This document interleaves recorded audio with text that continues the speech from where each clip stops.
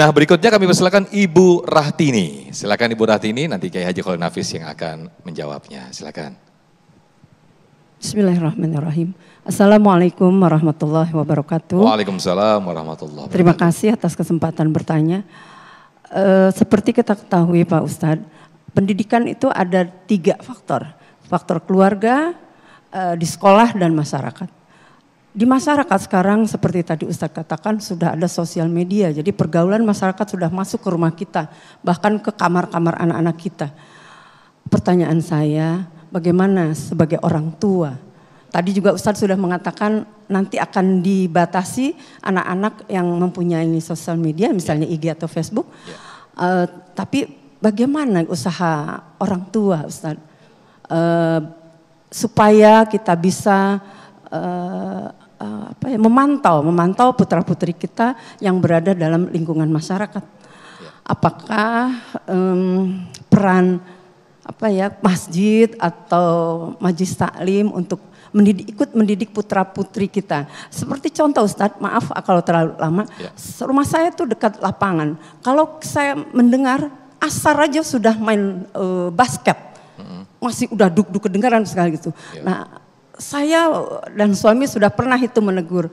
Tapi ya seperti siapa emang kamu gitu kan Ustadz.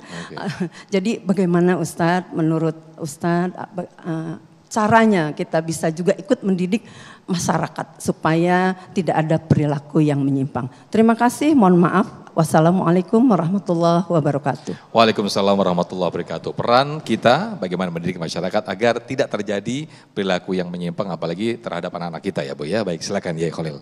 Bapak Ibu sekalian, Allah itu memberikan kehidupan. Ada yang private seperti kamar, ada yang lebih luas ruang keluarga, ada yang lebih luas lagi adalah ruang tamu, lebih luas lagi di luar rumah, atau di luar rumah di dalam pagar, ada juga di luar pagar.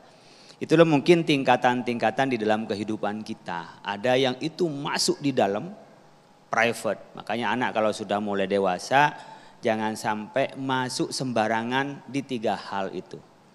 Ba'da maghrib, ba'da subuh, dan ketika kita siang hari. Diajari anak kita masuk kamar ngetok pintu. Karena tidak boleh yang intim suami istri itu diketahui oleh anak. Itu sangat private. Begitu juga di dalam keluarga yang sederhana. Mengajari anak-anak itu sudah sopan.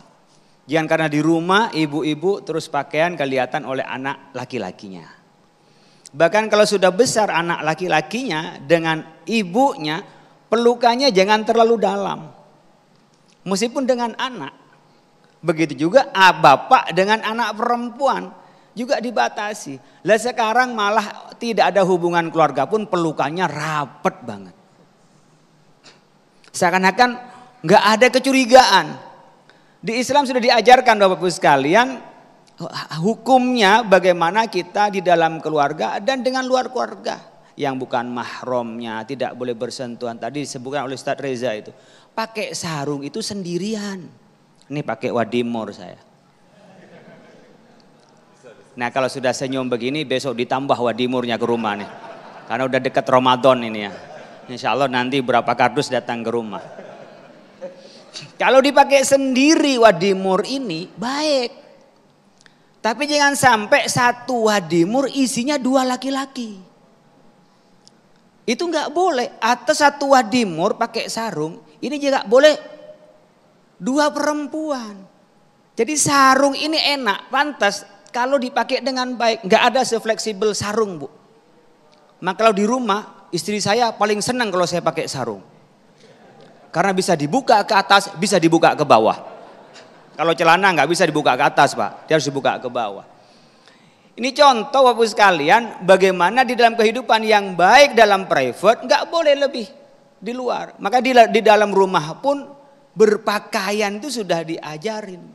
Anak-anak jangan sampai laki-laki pakaian perempuan. Ajari maka bareng dengan bapaknya. Biar nanti ketika anak umur 10 tahun itu bersama dengan bapaknya. Anak sudah mengerti tentang bagaimana perempuan itu butuh laki-laki. Butuh figur. Kalau tidak nanti nggak pernah mengenal laki-laki, dia hanya 100% perempuan, dia nggak butuh laki-laki. Dan sekarang sudah banyak di kota-kota besar itu, apalagi kalau perempuan sudah banyak duit, udah nggak butuh laki-laki. Biasanya perempuan kalau nggak punya duit nyari laki-laki. Kalau punya duit nggak butuh laki, ngapain laki? Gue udah punya duit. Itu kalau perempuan. Beda dengan laki-laki bu, makin nggak punya duit takut sama perempuan. Ketawa, pas banyak duit nyari perempuan. Makanya biasanya yang nikah lagi yang duitnya banyak. Kalau yang nggak duitnya banyak laki-laki nggak bakalan berani nikah lagi. Ini fitrah. Makanya harus ada dari perempuan itu figur laki-laki yang diidolakan seperti bapaknya sehingga mencari laki-laki. Yang dari laki-laki juga ada figur dari ibunya untuk mencari apa? Perempuan. Sehingga Allah menciptakan keduanya adalah fitrah seksualitas itu. Kalau dalam keluarga baik, maka masyarakat baik. Kalau keluarganya tidak baik, pasti implementasi pada masyarakat tidak baik. Dalam penelitian Bapak sekalian, dulu di sini masih banyak orang-orang yang tawuran, ya, tawuran anak-anak STM itu dulu. Ternyata rata-rata orang yang tawuran itu adalah orang yang dari keluarga broken home. Bapak ibunya cerai, nggak jelas ujung-ujungnya, dia merasa sendiri, masa depannya suram, tidak ada kasih sayang, maka dia merasa satu-satunya untuk menunjukkan diri adalah kekerasan segersang hati yang dia rasakan. Ini harus kita tahu ibu bapak sekalian.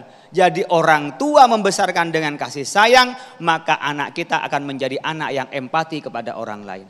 Tapi anak yang dibesarkan tanpa kasih sayang, apalagi dengan kekerasan, maka yang ada dalam pikiran dan karakternya adalah dia kekerasan.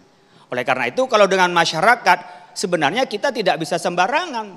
Oh ini anak gini, anaknya siapa nih? Nanti apalagi seperti sekarang, guru saja mukul pakai koran dipenjarakan. Ini banyak kadang kebablasan antara kekerasan dan ketegasan. Saya ingin menyampaikan, boleh dipukul, nanti pasti digugat. Mana ada pendidikan boleh mukul? Boleh, tapi dorban ghairu mubarrihin, pukulan yang tidak membahayakan. Perlu, ya dicubit dikit, masa nggak boleh sama sekali?